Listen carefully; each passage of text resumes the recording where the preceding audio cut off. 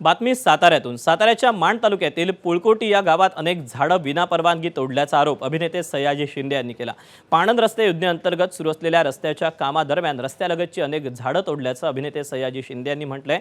झाडं तोडण्यापूर्वी संबंधित मालकांना कोणतीही पूर्वसूचना देण्यात आली नव्हती किंवा आवश्यक परवानगीही घेण्यात आलेली नव्हती।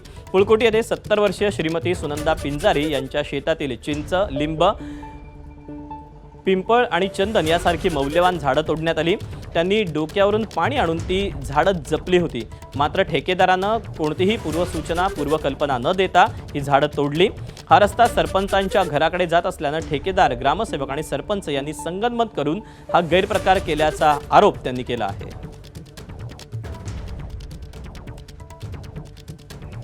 30-40 वर्ष सांभाळलेली झाडं त्यातल्या का दिसत आहेत 30-35 झाडं तुटलीत, पण 20 दाखवत आहेत। तर ती झाडं तिथं तोडलीत आणि त्यांचं असं म्हणणं होतं की मला माझी झाडं नाही मारली, माझी पोरं मारली त्यांनी, आणि ह्याच्यासाठी झाडाच्या बदल्यात कॉम्पेन्सेशन काहीतरी 1000 रुपये झाड असा कायदा आहे। तर मुख्यमंत्र्यांना आणि फॉरेस्ट मिनिस्टरना आपलं म्हणणं एवढंच आहे की 1000च्या बदल्यात 30,000चं 30 वर्ष सांभाळलेलं झाड यांचं गेलं तर ह्यांना काय दुःख होत असेल, तर तो कायदा बदलला पाहिजे आणि हे जे सगळे गुन्हेगार आहेत यांना कायदेशीर कारवाई केली पाहिजे। तर सह्याद्री देवराच्या वतीनं आम्ही ऑलरेडी त्यांची कोर्टामध्ये केस टाकली। आमच्या घरावर नांगूर फिरवला, कशाची माफी मागते म्हटलं, पाहुणा आहेच म्हणून निघून गेला।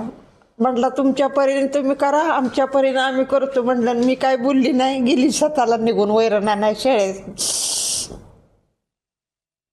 सरपंचाला बी जाऊन ग्रामपंचायतीत बोलली, काय केलंच म्हटलं, नुजन सूचना तर द्यायची, माझं राहतो नाही इथं म्हणून।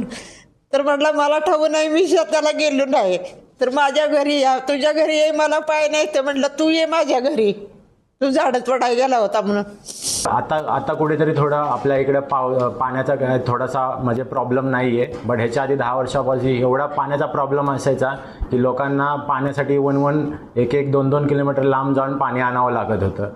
अशा दुष्काळामध्ये जर ही झाडं जगली कशी, त्याचं कारण एकच आहे की माझ्या आजी आजोबांनी कुठून पण कसं पण करून त्या झाडांना पाणी घालून एवढी मोठी केलेली आहेत। ही 40 वर्षापूर्वीची झाडं आहेत, ही उगाचच अशी आलेली नाही आहेत। एबीपी माझा, उघडा डोळे बघा नीट।